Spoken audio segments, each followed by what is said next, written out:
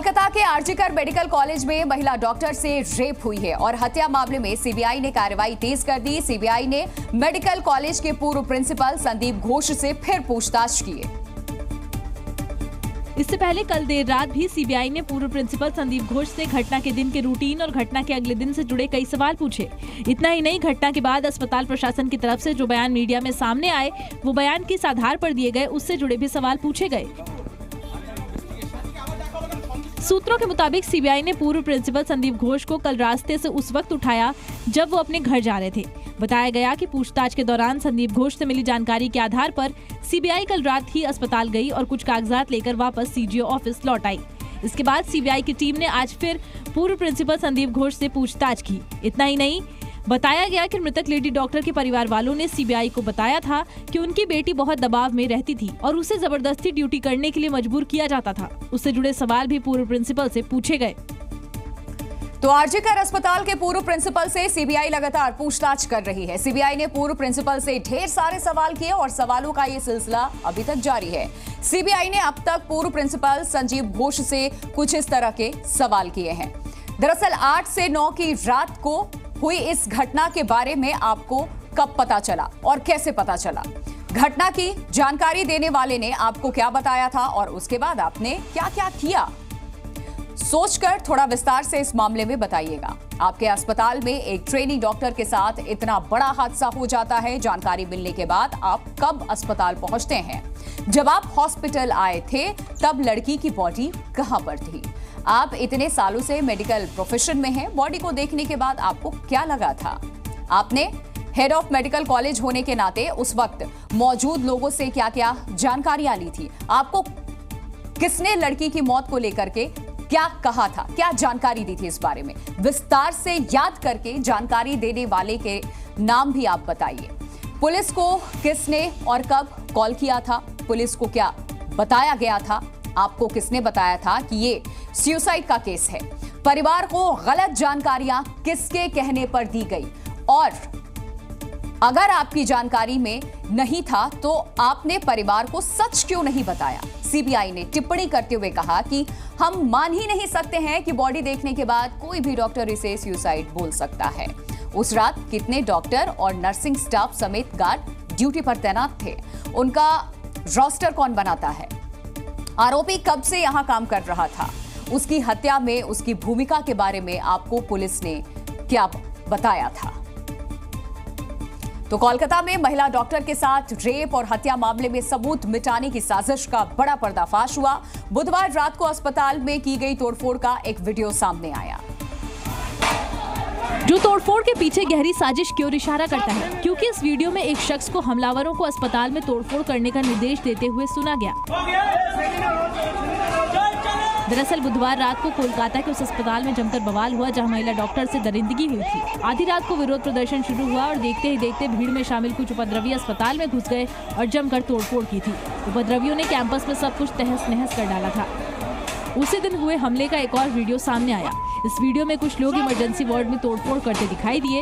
Emergency ward में तोड़फोड़ के दौरान ही पीछे से किसी ने उपद्रवियों को आदेश दिया, यहाँ हो गया है, अब सेमिनार हॉल में चलो। दरअसल सेमिनार हॉल में ही महिला डॉक्टर के साथ दरिंदगी हुई थी। इस वीडियो के सामने आने के बाद अब सवाल उठने लगा है कि आखिर अस्पताल पर ये भीड़ का हमला था या फिर सबूत मिटाने की साजिश थी, और अगर साजिश थी तो इसके पीछे कौन लोग शामिल हैं और उपद्रवियों को कौन निर्देश दे रहा था? तो कोलकाता के आरजीकर मेडिकल कॉलेज में महिला डॉक्टर से दरिंदगी मामले को लेकर के मृतक डॉक्टर के पिता का बड़ा बयान सामने आया। उन्होंने अपने बयान में मेडिकल कॉलेज के ऑन ड्यूटी डॉक्टरों पर सवाल उठाया और कहा यह उनके लिए चिंता की बात है। जब उनकी बेटी ड्यूटी कर रही थी तब 7 घंटे तक किसी भी डॉक्टर ने उसकी सुध नहीं ली। हमको सबसे दिक्कत का प्रश्न यह है कि रात 3 बजे से सुबह 10 बजे तक किसी का उस जो ऑन ड्यूटी डॉक्टर है उसका किसी को जरूरत नहीं पड़ा। यही वजह रही कि उन्होंने घटना के वक्त ड्यूटी पर तैनात डॉक्टर समेत पूरे विभाग पर सवाल उठाया। उसका दिक्कत था कॉलेज में पूरा डिपार्टमेंट, इसलिए डिपार्टमेंट को हम बोला है, डिपार्टमेंट पूरा सस्पेक्ट में है। हम क्या बोला, 7 घंटा से लड़की का ऑन ड्यूटी ऑन कॉल में डॉक्टर है, उसको 7 घंटा में किसी का जरूरत नहीं पड़ा। फिलहाल पीड़ित परिवार से बातचीत के बाद सीबीआई ने इस मामले में कार्रवाई तेज कर दी है। तो कोलकाता में महिला डॉक्टर के साथ की गई बर्बरता का जो मामला है वो तूल पकड़ता जा रहा है। रेजिडेंट डॉक्टर जहां हड़ताल पर हैं, वहीं इस पूरे मामले को लेकर के एनडीए ममता सरकार पर हमलावर है। केंद्रीय मंत्री किरण रिजिजू ने महिला डॉक्टर के साथ रेप और हत्या की घटना की निंदा करते हुए कहा कि ये सिर्फ मेडिकल क्षेत्र में काम करने वाली महिला की सुरक्षा का मामला नहीं है, बल्कि देश की सुरक्षा का मामला है। पश्चिम बंगाल में जो घटना हुई है, ये तो सब लोग मिलकर के इसको चिंता करने का विषय है और सब चिंता भी है। ये मेरे ख्याल से अब ये आक्रोश जो है सिर्फ मेडिकल के लोग नहीं है, ये पूरा पब्लिक भी इसमें काफी चिंतित है, आक्रोश भी है। तो वहीं जीतन राम मांझी ने घटना के बाद अस्पताल में हुई तोड़फोड़ को लेकर ममता सरकार को आड़े हाथों लिया। शोर मचावे शोर, ममता दीदी जो सड़क पर उतर रही है, किसके खिलाफ उतर रही है? उन्हीं के कार्यकर्ता लोग ने ही ऐसी घटना का अंजाम दिया है, जैसा हमको पता है। जबकि कांग्रेस ने दावा किया कि इस मामले में दोषियों को सख्त सजा मिलेगी। कलकत्ता के इस विभत्स हादसे की तो सीबीआई के हाथ में है अब जांच, और हमें पूरी उम्मीद है कि बहुत फास्ट ट्रैक पर जांच होगी और सजा मिलेगी। तो कोलकाता में महिला डॉक्टर की रेप के बाद हत्या को लेकर के जहां देश भर में आक्रोश नजर आया, वहीं आईएमए यानी कि इंडियन मेडिकल एसोसिएशन ने 24 घंटे के लिए देशव्यापी हड़ताल का आह्वान किया, जिसके बाद अस्पतालों में इमरजेंसी सेवा को छोड़कर सभी मेडिकल सेवाएं ठप रहीं। दिल्ली के एम्स में तो डॉक्टर्स ने मार्च निकालकर अपना विरोध जताया। एम्स के अलावा राजधानी के दूसरे अस्पतालों में भी कमोबेश यही हालात नजर आए। राम मनोहर लोहिया अस्पताल के डॉक्टरों ने भी प्रदर्शन कर आरोपियों के खिलाफ सख्त कार्रवाई की मांग की। आरएमएल में जो रेजिडेंट डॉक्टर हैं वो सारे के सारे बैठे हुए हैं, हड़ताल पर बैठे हुए हैं। इनकी मांग है कि सीपीए की मांग है, उसके साथ ही साथ जो वहां पर इंसिडेंट हुआ है इस पे जल्द से जल्द न्याय मिले। सिर्फ दिल्ली ही नहीं बल्कि दूसरे शहरों में भी हड़ताल का असर देखा गया। जयपुर में हड़ताल कर रहे डॉक्टरों ने जमकर नारेबाजी की और महिला डॉक्टर के हत्यारों को फांसी देने की मांग की। आज एक हफ्ता हो चुका है और अभी तक जो कातिल हैं, जो रेपिस्ट हैं, वो सारे के सारे सामने नहीं आए हैं। तो ये जो सीबीआई के पास इंक्वायरी गई है, ये तेज होनी चाहिए और हत्यारों को जल्द से जल्द फांसी की सजा सुनाई जानी चाहिए। कोलकाता हो या पटना या फिर रांची, डॉक्टरों ने पूरी तरह काम ठप कर दिया। हालांकि अस्पतालों तो डॉक्टरों की हड़ताल का असर अस्पताल की व्यवस्थाओं पर भी पड़ा और इलाज के लिए अस्पताल पहुंचे मरीज और उनके परिजनों की मुश्किलें काफी बढ़ गईं। इलाज के लिए लोग अस्पतालों में भटकते नजर आए।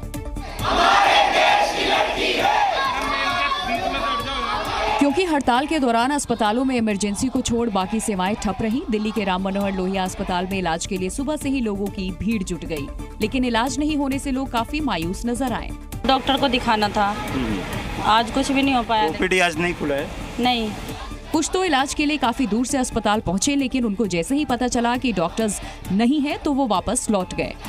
इसमें डॉक्टर नहीं बैठे हुए, पर्चियों पर डेट डल रही पर डॉक्टर नहीं बैठे। अब इतनी दूर से आ रहे हैं, वापस जा रहे हैं, परेशान होकर क्या करें। डॉक्टरों की हड़ताल की वजह से स्वास्थ्य सेवाएं चरमरा गईं और मरीज परेशान होते रहे।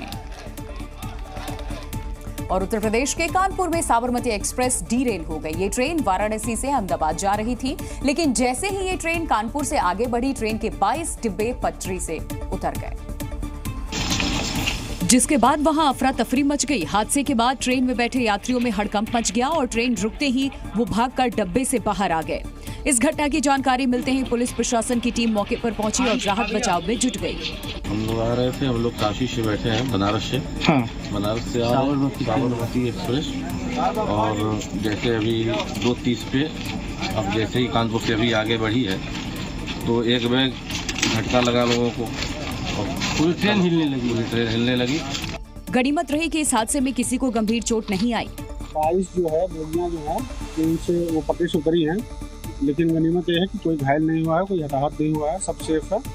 और इनको जो है बसों के द्वारा जो है स्टेशन दोबारा भेजा भी जा रहा है। हादसे के बाद हावड़ा दिल्ली रूट पर कई ट्रेनों के समय में बदलाव किया गया, जबकि कुछ ट्रेनों को रद्द कर दिया गया। वहीं कुछ ट्रेनों के समय में भी बदलाव कर दिया गया। और कानपुर में हुए इस हादसे के पीछे साजिश की आशंका जताई गई, क्योंकि रेलवे ट्रैक के पास एक लोहे का बड़ा टुकड़ा मिला, जिसके बाद ये सवाल खड़ा हो गया कि आखिर ट्रैक पर लोहे का टुकड़ा पहुंचा कैसे। हादसे के बाद रेल मंत्री अश्विनी वैष्णव ने सोशल मीडिया पर एक पोस्ट शेयर करते हुए लिखा कि साबरमती एक्सप्रेस का इंजन कानपुर के पास ट्रैक पर रखी किसी वस्तु से टकराया और पटरी से उतर गया। तेज टकराने के निशान देखे गए, सबूत सुरक्षित रखे गए हैं। आईबी और यूपी पुलिस इस पर काम कर रही है। यात्रियों या कर्मचारियों को कोई चोट नहीं आई। नॉर्थ सेंट्रल रेलवे ने भी आशंका जताई कि ट्रैक पर कोई चीज थी जिससे टकरा करके ट्रेन पटरी से उतर गई। कोई फॉरेन ऑब्जेक्ट ने हिट किया है। अब ये डिटेल इन्वेस्टिगेशन के बाद ही सामने बातें आएंगी और अभी हमारा फोकस है कि हम इसको इस सेक्शन को रिस्टोर करें पूरी तरीके से। इतना ही नहीं, ड्राइवर के मुताबिक ट्रेन के इंजन से कोई बड़ा पत्थर टकराया जिससे इसके अगले हिस्से में जानवरों से बचाव के लिए लगा कैटल गार्ड बुरी तरह से क्षतिग्रस्त होकर मुड़ गया। और विधानसभा उपचुनाव को लेकर समाजवादी पार्टी के अध्यक्ष अखिलेश यादव ने बड़ा आरोप लगाया है। अखिलेश यादव के मुताबिक कुंदरकी निर्वाचन क्षेत्र में यादव और मुस्लिम बीएलओ को हटा करके गैर मुसलमानों की नियुक्ति की जा रही है और इस सिलसिले में समाजवादी पार्टी ने एक ट्वीट भी किया था। समाजवादी पार्टी के मुताबिक मुरादाबाद जिला प्रशासन पर लगाए गए आरोपों की जी मीडिया ने पड़ताल भी की। मुरादाबाद के जिलाधिकारी ने बताया कि शिकायत के आधार पर कार्रवाई की गई। सिर्फ मुस्लिम और यादव ही नहीं बल्कि कई और लोगों को भी हटाया गया। तो आने वाला हमारा चुनाव बिल्कुल निष्पक्ष रूप से कराया जाएगा। जो भी परिवर्तन किए गए उसमें से कुछ ऐसे लोग थे जिन्होंने स्वयं ये कहा कि असमर्था व्यक्ति काम करने की। इसके अलावा कुछ ऐसे लोग थे जिनके कारगुजारी को लेकर कुछ लोगों ने शिकायत करी है। जहाँ तक मेरा मानना है कि जिस पार्टी वर्ग की आप बात कर रहे हैं उनके द्वारा अभी किसी के कार्यों को लेके अभी कोई संदेह या कुछ इस प्रकार का मुझे शिकायत नहीं मिली है। और मैं आपको आश्वस्त करना चाहूँगा कि अगर किसी प्रकार के कार्यों से संबंधित कोई शिकायत अगर किसी के द्वारा प्राप्त होती है तो उसका भी पॉजिटिवली संज्ञान जरूर लिया जाएगा और अंत में एक निष्पक्ष चुनाव यहाँ पे कंक्लूड कराया जाएगा। और लोकसभा चुनाव में समाजवादी पार्टी ने पीडीए का फॉर्मूला अपनाया और जीत दर्ज की, लेकिन उसी पीडीए के ए को लेकर के आजमगढ़ में हंगामा हो गया। आजमगढ़ के नेहरू हॉल में समाजवादी पार्टी ने संविधान मान स्तंभ कार्यक्रम का आयोजन किया था, जिसके मुख्य अतिथि एसपी सांसद धर्मेंद्र यादव थे। कार्यक्रम के दौरान जब गोपालपुर के एसपी विधायक नफीस अहमद बोलने के लिए माइक की तरफ बढ़े तो एसपी नेता ने उन्हें बोलने से रोक दिया, जिसके बाद वहां हंगामा होने लगा। इस पर एसपी विधायक नफीस की बहस हो गई। उन्होंने कहा कि मुसलमानों को भी बोलने का अधिकार है।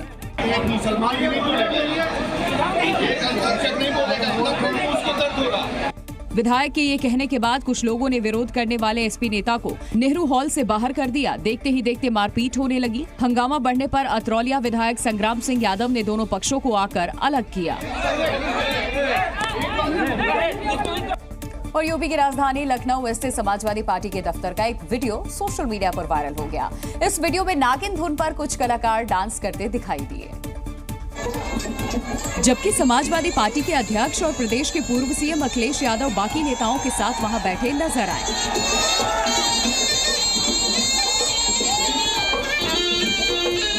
नागिन धुन पर कलाकार डांस कर रहे थे तो वहीं अखिलेश यादव तालियां बजाकर उन कलाकारों का हौसला बढ़ाते दिखाई दिए। बताया गया कि 15 अगस्त के दिन स्वतंत्रता दिवस के मौके पर समाजवादी पार्टी के संस्कृति विभाग प्रकोष्ठ की तरफ से कार्यक्रम का आयोजन किया गया था।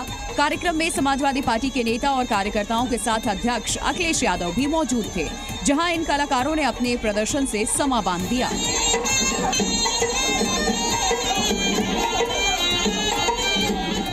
समाजवादी पार्टी के मुखिया को सामने देखकर कलाकारों का उत्साह हाई नजर आया।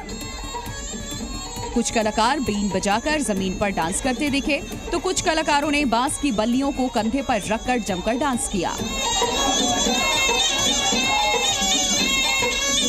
बल्लियों पर चढ़े कलाकार ने तो साइकिल के पहिए की रिम को ऐसे घुमाया कि देखने वाले ताली बजाए बिना नहीं रुक पाए।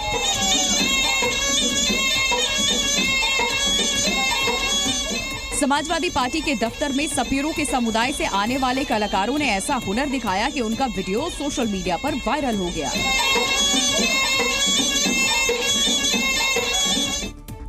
और उत्तर प्रदेश के सहारनपुर रिजर्व पुलिस लाइन में भीम आर्मी के कार्यकर्ताओं ने प्रदर्शन किया। प्रदर्शन के दौरान भीम आर्मी के कार्यकर्ताओं ने न सिर्फ पुलिस प्रशासन के खिलाफ नारेबाजी की बल्कि पुलिस वालों को खुली चुनौती भी दे डाली, जिसका वीडियो भी सामने आया। इस वीडियो में रिजर्व पुलिस लाइन में भीम आर्मी के कुछ कार्यकर्ता प्रदर्शन करते नजर आए। तभी एक कार्यकर्ता खड़ा हुआ और वहां मौजूद लोगों को संबोधित करते हुए पुलिस को घसीटने तक की धमकी दी। वर्दी उतार कर आए ये कार्यकर्ता यही नहीं रुका, उसने आगे इलाके के डीएम को चुनौती देते हुए वहां बुलाने की मांग की। इन लोगों को पहले भी चुनौतियां दे चुका है और आज भी इस प्रोटेस्ट के माध्यम से पुलिस प्रशासन को और डीएम महोदय और एसएसपी महोदय को चेतावनी देना चाहते हैं, या तो कुर्सी छोड़कर यहाँ आए, नहीं तो कुर्सी छोड़कर यहाँ से जाना भी पड़ सकता है। दरअसल भीम आर्मी के कार्यकर्ता देवबंद प्रकरण को लेकर के प्रदर्शन कर रहे थे, जहां उन्होंने पुलिस के खिलाफ अपशब्द कहे। और भूमि घोटाला मामले में कर्नाटक के मुख्यमंत्री सिद्धारमैया की मुश्किलें बढ़ गई हैं। अब सिद्धारमैया को जांच का सामना करना पड़ेगा, क्योंकि सिद्धारमैया के खिलाफ राज्यपाल थावरचंद गहलोत ने मुकदमा चलाने को मंजूरी दी है, जिस पर कांग्रेस ने बीजेपी पर निशाना साधा। BJP is trying to destabilise this government. Earlier, former sitting union ministers had commented they are using the governor offices. दरअसल कर्नाटक के मुख्यमंत्री सिद्धारमैया पर मूडा की जमीन के एक टुकड़े को अपनी पत्नी के नाम से बदलने का आरोप है और मैसूर के पौष इलाके की कीमती जमीन उनकी पत्नी पार्वती को दे दी गई थी। बीजेपी इस मामले पर कांग्रेस सरकार पर हमलावर है। सिद्धारमैया सन mister Yathindra was the MLA from Mysuru and was also a member of the Muda Council and he was part of the meeting when this decision was taken. इससे पहले कर्नाटक के राज्यपाल थावरचंद गहलोत ने 26 जुलाई को याचिका के आधार पर कारण बताओ नोटिस जारी किया था। और यूपी में शिक्षक भर्ती परीक्षा की मेरिट लिस्ट रद्द होने पर सियासत तेज हो गई। इलाहाबाद हाईकोर्ट ने शिक्षक भर्ती की मेरिट लिस्ट रद्द करते हुए यूपी सरकार को 69,000 सहायक अध्यापक भर्ती परीक्षा का परिणाम नए सिरे से जारी करने का आदेश भी दिया। हाईकोर्ट के इस फैसले से शिक्षकों को बड़ा झटका लगा। शिक्षक भर्ती में 19,000 सीटों के आरक्षण को लेकर अनियमितता के आरोप लगे थे, जिसके बाद मामला हाईकोर्ट में गया था, जहां कोर्ट ने 69,000 सहायक शिक्षकों की मौजूदा सूची को गलत मानते हुए मेरिट सूची को रद्द कर दिया। साथ ही कोर्ट ने यूपी सरकार को 3 महीने में नई मेरिट लिस्ट तैयार करने का आदेश भी दिया, जिसमें आरक्षण के नियमों और बेसिक शिक्षा नियमावली के तहत लिस्ट तैयार करने के आदेश दिए। साफ साफ ये कहा गया कि जो हमारी तरफ से दावे किए जा रहे थे कि 69,000 शिक्षकों की भर्ती में आरक्षण के नियमों का पालन नहीं किया गया है, वो हमारा दावा सही पाया गया है। ये मामला अखिलेश यादव की सरकार में शुरू हुआ था। उस समय 1,37,000 शिक्षा मित्रों को सहायक शिक्षक के रूप में समायोजित किया गया था, जिसके बाद मामला सुप्रीम कोर्ट में पहुंचा और समायोजन को रद्द कर दिया गया। योगी सरकार में सुप्रीम कोर्ट ने 1,37,000 पदों पर भर्ती का आदेश दिया, जिस पर 2018 में पहले 68,500 पदों के लिए वैकेंसी निकाली। दूसरे चरण की 69,000 सहायक शिक्षक भर्ती की, जिसमें आरक्षण के नियमों की अनदेखी का आरोप लगा। और राजस्थान में उदयपुर के सरकारी स्कूल में शुक्रवार को हुई चाकूबाजी की घटना के बाद से ही हालात तनावपूर्ण है। वहीं प्रशासन ने उस मकान पर बुलडोजर कार्रवाई की, जिसमें आरोपी छात्र का परिवार किराए पर रहता था, जिसकी तस्वीरें भी सामने आई। इन तस्वीरों में उदयपुर प्रशासन का बुलडोजर दीवान शाह कॉलोनी में बने आरोपी के अवैध घर को गिराते हुए नजर आया।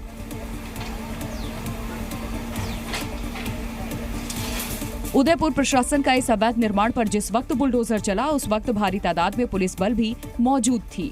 बताया जा रहा है कि इसी मकान में आरोपी छात्र का परिवार किराए पर रहता था और घटना के बाद मकान मालिक ने आरोपी छात्र के परिवार से मकान खाली करवा लिया। मकान मैंने किराए पे दे रखा था, मकान खाली करवा दिया। अब उसके बाद में ये बुलडोजर चढ़ाने की जरूरत पड़ रही है। इसी बीच स्कूली छात्रों के बीच हुई चाकूबाजी को लेकर हुई चैट के स्क्रीनशॉट भी सोशल मीडिया पर वायरल हो रहे हैं, जिसमें आरोपी छात्र पीड़ित छात्र को जान से मारने की धमकी दे रहा है। पुलिस इस चैट की भी जांच कर रही है। वहीं स्कूल में छात्रों में हुई चाकूबाजी से जुड़ा एक नया वीडियो भी सामने आया, जिसमें कई छात्र एक साथ जाते हुए दिखाई दिए।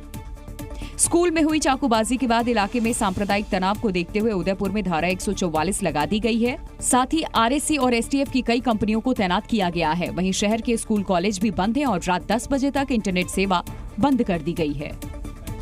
और राजस्थान के उदयपुर में हिंसा और हंगामा अभी पूरी तरह थमा भी नहीं था कि राजधानी जयपुर में भी जबरदस्त बवाल हो गया। यहाँ एक युवक की हत्या के बाद लोगों ने जमकर हंगामा और नारेबाजी की और युवक की हत्या के विरोध में सैकड़ों लोग सड़कों पर उतर आए और जमकर हंगामा और प्रदर्शन किया। प्रदर्शनकारी लोगों ने स्थानीय विधायक के खिलाफ नारेबाजी की। बताया जा रहा है कि शास्त्री नगर इलाके में शुक्रवार रात मृतक दिनेश अपने साथी के साथ स्कूटी पर जा रहा था। रास्ते में उसकी स्कूटी एक ई रिक्शा से टकरा गई, जिसके बाद ई रिक्शा सवार 3 लोगों ने स्कूटी सवार की बेरहमी से पिटाई की। आरोपी ने दिनेश को इतना पीटा कि उसकी मौत हो गई। वहीं घटना के बाद गुस्साए लोगों ने जमकर प्रदर्शन किया और थाने में घेराव किया। वहीं मौके पर पहुंचे स्थानीय बीजेपी विधायक गोपाल शर्मा को भी विरोध का सामना करना पड़ा। उन्होंने पीड़ित परिवार के एक सदस्य को नौकरी और एक डेयरी देने का ऐलान किया और आरोपियों के घर पर बुलडोजर एक्शन का भरोसा दिया। एक दिन बुलडोजर तो इन पर चलाना ही पड़ेगा, क्या हम रोहिंग्याओं को यहाँ पर रहने देंगे? वहीं पुलिस ने मृतक दिनेश की हत्या के एक आरोपी को गिरफ्तार कर लिया है और बाकी दोनों आरोपियों को लेकर तलाश कर रही है। इलाके में बवाल की आशंका को देखते हुए शास्त्री नगर में अतिरिक्त पुलिस बल तैनात कर दिया गया है। मदरसों को लेकर मध्य प्रदेश सरकार के एक फैसले पर विवाद खड़ा हो गया। एमपी के स्कूल शिक्षा विभाग ने एक हैरान कर देने वाला आदेश जारी किया है। मध्य प्रदेश सरकार के आदेश के मुताबिक अगर गैर मुस्लिम बच्चों को धार्मिक शिक्षा दी गई तो मदरसे को फंड नहीं मिलेगा, साथ ही उस मदरसे की मान्यता भी रद्द होगी। मध्य प्रदेश सरकार के इस फैसले पर कांग्रेस ने निशाना साधा तो बीजेपी ने कांग्रेस पर आरोप लगाया कि अवैध मदरसों के संचालन में कांग्रेस का हाथ है। हमेशा बीजेपी की सरकार मदरसों को टारगेट करती है और मदरसों को निशाना बनाकर वो किसी न किसी तरीके से परेशान करने की कोशिश करती है। ऐसी जगहों पे अगर सरकार सख्त कार्रवाई कर रही है तो सरकार की कार्रवाई पे प्रश्न चिन्ह कांग्रेस उठा रही है, क्योंकि कहीं ना कहीं कांग्रेस पार्टी ऐसे लोगों को संरक्षण दे रही है और कहीं ना कहीं ऐसे फर्जी मदरसों में कांग्रेस के नेताओं का हाथ है। इधर हिंदू संगठनों ने सरकार के इस फैसले का स्वागत किया है। जिस प्रकार से मदरसे के नाम पर फर्जीवाड़े सामने आए हैं, उसको लेकर अगर शासन ने कोई आदेश जारी किया तो उसका संस्कृति बचाओ मंच स्वागत करता है। और बिहार में एक बार फिर एक ब्रिज ने जल समाधि ले ली। भागलपुर में गंगा नदी पर पुल का निर्माण चल रहा है, लेकिन अचानक पुल के बीच पानी में समा गया ब्रिज का एक हिस्सा, जो कि खगड़िया और भागलपुर जिले को जोड़ने के लिए बनाया जा रहा है। लेकिन इसके 9 और 10 नंबर के पिलर के बीच बना हिस्सा ताश के पत्तों की तरह ढह गया। लेकिन चौंकाने वाली बात यह है कि ऐसा पहली बार नहीं हुआ, तीसरी बार ये पुल धराशायी हुआ है। इससे पहले भी 2 बार ऐसा हो चुका है। साल 2022 में पिलर नंबर 5 का हिस्सा गिरा था और इसके बाद साल 2023 में 10 और 13 नंबर पिलर का हिस्सा ध्वस्त हुआ था। ये पुल बिहार के सीएम नीतीश कुमार के ड्रीम प्रोजेक्ट का हिस्सा है, जिसका निर्माण 1750 करोड़ रुपए की लागत से हो रहा है। इस पुल को बनाने का जिम्मा एसपी सिंगला कंस्ट्रक्शन कंपनी को दिया गया है। ऐसे में तीसरी बार पुल के साथ इस तरह का हादसा होना कंस्ट्रक्शन कंपनी के काम करने के तरीके पर भी सवाल खड़ा करता है, क्योंकि निर्माण के दौरान जब पुल का हिस्सा गिर रहा हो तो इसके बन जाने के बाद क्या गारंटी होगी कि इस पुल पर कोई हादसा नहीं होगा। पेरिस ओलंपिक में शानदार प्रदर्शन के बाद महिला पहलवान विनेश फोगाट देश वापस लौटी। दिल्ली एयरपोर्ट पर फैंस ने उनका शानदार स्वागत किया और विनेश फोगाट के एयरपोर्ट पहुंचने से पहले ही भारी संख्या में फैंस जमा हो गए और एयरपोर्ट से निकलते ही फैंस ने ढोल नगाड़ों से उनका शानदार स्वागत किया। पेरिस ओलंपिक में विनेश फोगाट भले ही मेडल नहीं जीत पाई, लेकिन उन्होंने करोड़ों भारतीयों का दिल जरूर जीता है। दिल्ली एयरपोर्ट पर ओलंपिक पदक विजेता की तरह ही उनका स्वागत किया गया, जिसे देखकर विनेश भावुक हो गईं और अपने आंसू नहीं रोक पाईं।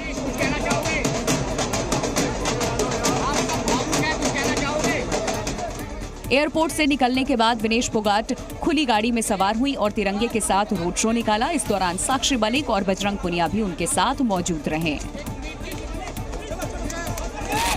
विनेश फोगाट के गांव में भारी संख्या में उनके स्वागत के लिए लोग जमा हो गए। जी मीडिया से बात करते हुए विनेश फोगाट की मां ने कहा कि मेडल न ला पाने पर भी बेटी के शानदार स्वागत के लिए देश का धन्यवाद। सारो देश इतना मान सम्मान दे रहा है कि गोल्ड तो ऊपर दे दियो इसे। आगे बेटी की गोल्ड की दावेदार थी भैया, चूक के हुई से जो 100 ग्राम चूक खाने सबको देश को मेडल थोयो। अब देश इतना मान सम्मान दे रहा है कैसा इतिहास में रच गयो सही। विनेश फोगाट पेरिस ओलंपिक में शानदार प्रदर्शन करते हुए फाइनल में पहुंची थी, लेकिन सिर्फ 100 ग्राम वजन ज्यादा होने की वजह से डिस्क्वालीफाई हो गई थी। भारतीय सेना ने एक बार फिर साहस का परिचय दिया, जहां भारतीय जवानों ने चुनौतीपूर्ण मिशन को अंजाम देते हुए एक जवान की जान बचाई और हेलीकॉप्टर की मदद से अरुणाचल प्रदेश के दुर्गम इलाकों में फंसे जवान का रेस्क्यू किया। भारतीय सेना ने इस बहादुरी भरे काम की जानकारी खुद सोशल मीडिया पर साझा की है। दरअसल भारतीय सेना के एक जवान को अरुणाचल प्रदेश में एक पोस्ट पर तैनात रहते हुए मेडिकल मदद की जरूरत पड़ी। इमरजेंसी में सेना ने तुरंत मेडिकल इवैक्यूएशन का फैसला लिया और जवानों को बचाने के लिए हेलीकॉप्टर को इस इलाके में भेजा। वीडियो में साफ देखा जा सकता है कि कैसे हेलीकॉप्टर की एक नदी के किनारे बड़े बड़े पत्थरों के बीच में लैंडिंग कराई गई। ये बिल्कुल भी आसान काम नहीं था, क्योंकि ऐसे हालात में एक चूक भी किसी बड़ी घटना का सबब बन सकती है। सेना के जवानों ने अपने कौशल और धैर्य से इस मिशन को सफलतापूर्वक अंजाम दिया। जवानों ने कठिन परिस्थितियों में लैंडिंग की और वहां पर फंसे जवानों को भी मेडिकल सुविधा पहुंचाई। जी न्यूज़।